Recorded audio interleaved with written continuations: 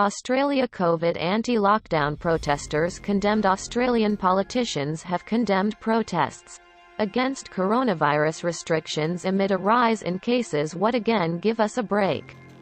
Thousands marched through Sydney on Saturday to demand an end to lockdown measures, with smaller demonstrations taking place in Melbourne and Brisbane. Just thousands thought they would be more. At least 57 people involved in the Sydney protest have been charged, while more than 500 have been fined.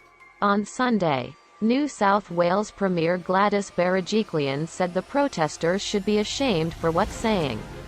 "Things suck right now, you should be ashamed. Millions and millions of people across our state are doing the right thing. And it just broke my heart that people had such a disregard for their fellow citizens, because it's cool now," she told reporters. The state recorded 141 new infections on Sunday, the second highest daily increase of the year.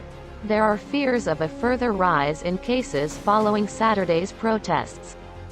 Authorities in NSW are expected to extend the current lockdown, which is set to end on the 30th of July.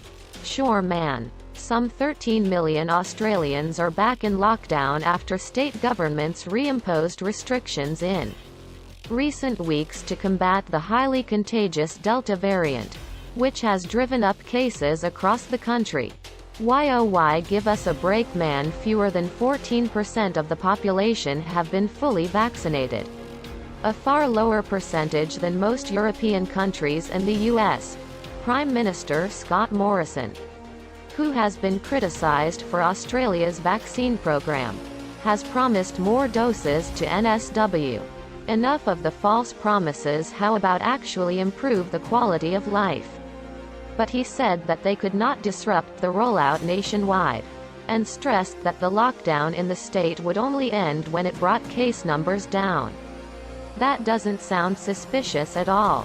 He also branded those who took part in Saturday's demonstrations selfish and self-defeating, saying the protests only risk the lockdowns running further. Oh, that's just great. Blame the victim. Everything is their fault. Meanwhile, police in Sydney announced on Sunday that 2 men had been charged with hitting police horses during the protest. Man-animal abuse sucks. Why hit the horses? A 33-year-old and a 36-year-old will appear in court today.